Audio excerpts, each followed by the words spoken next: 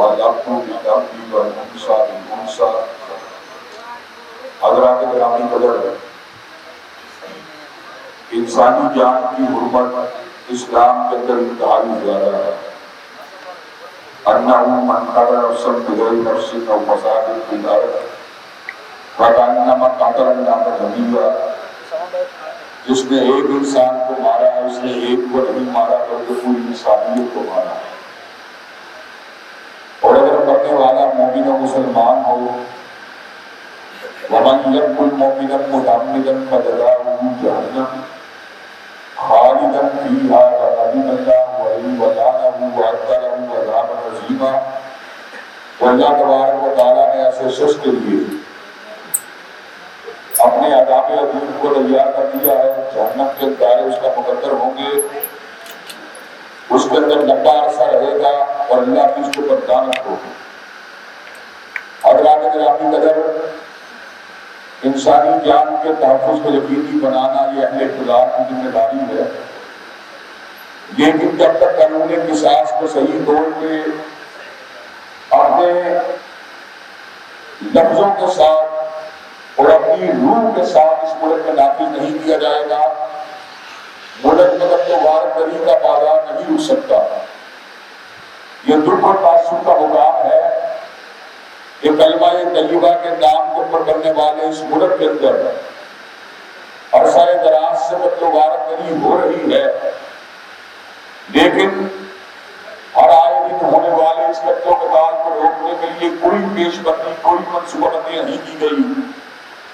سچی بات یہ ہے کہ مسلم لیگ ہو یا تحریک انصاف ہو، ان کے پاس ان مسائل کا حل موجود نہیں ہے۔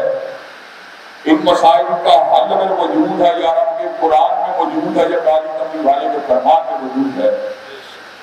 حضرات گرامی قدر، علماء الحمدللہ درس کتاب و سنت کو دے رہے ہیں، لوگوں کو سیدھے راستے کی طرف بلا رہے ہیں، لیکن اب علماء کو مسجدوں سے باہر نکل کر عوام الناس کی ذہن سازی کرنا ہوگی کہ ہمیں اس ملک کے اندر وہی قانون چاہیے جس کے لیے حضرت محمد علی جناح اور حضرت علامہ اقبال نے کوشش کی تھی۔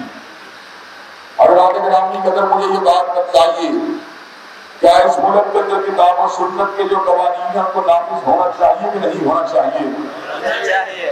حضرات گرامی قدر، اس مقصد کے لیے الحمدللہ قرآن و سنہ موومنٹ کا یہ کارواں جاری و ساری ہے۔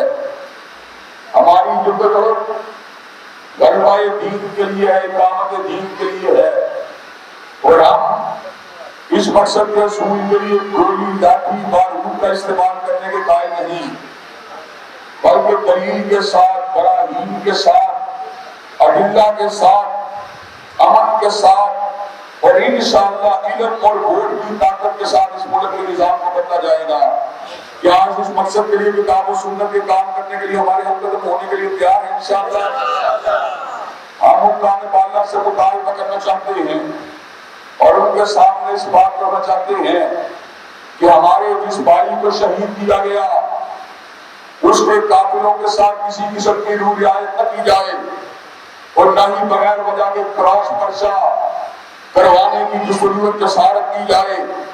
ہم یہ بات بتانا چاہتے ہیں کہ قریب ہے یارو روز محشر، صبح کا گشتوں کا بھول کیوں کر، جو چپ رہے گی زبان خنجر لہو پکارے گا ہستی کا۔